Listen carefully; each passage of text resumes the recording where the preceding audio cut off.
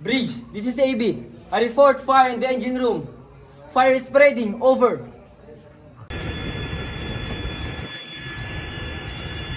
Roger, AB1. Captain, this is Officer of the Watch. Fire reported in the engine room. Fire is spreading. This is the master. Sound the general alarm. Fire party, proceed to engine room. Fire party, proceeding to engine room. Over.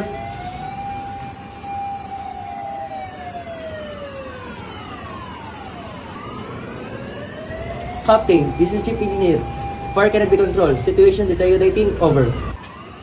Captain, fire is out of control. Understood. I decided to abandon the ship. Office of the Watch. Transmit a distress message immediately. Mayday, Mayday, Mayday. This is motor vessel Vero, Vero, Vero. Mayday, Vero. Position 13 degrees 45 minutes north, 120 degrees 58 minutes east. Fire in engine room. Fire not under control. We are abandoning ship. 10 persons on board. Require immediate assistance. Over. All crew. This is the master. Abandon the ship. Proceed to the survival craft.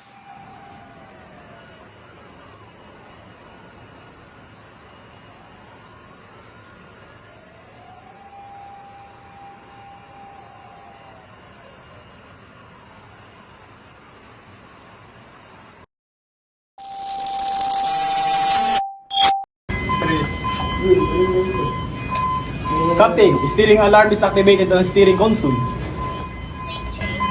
Steering is not responding. Officer of the watch, please call engine room immediately.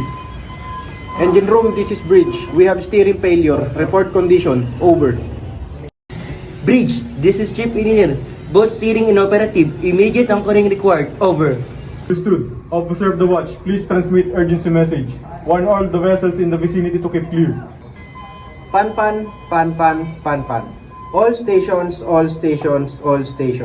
This is motor vessel Vector Echo Romeo Oscar. Position 13 degrees 46 minutes north, 120 degrees 5 minutes east. We have steering failure, vessel not under command. Intend to anchor immediately. Request all vessels in vicinity to keep clear. Over.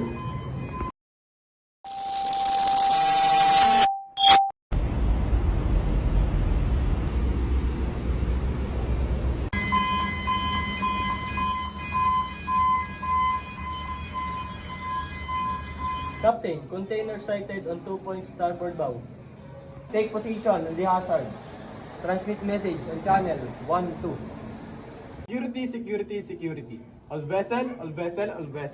This is motor vessel Vero. Floating container reported.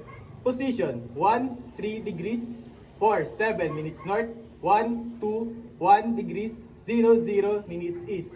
Vessel navigating in the area are advised to proceed with caution. Over.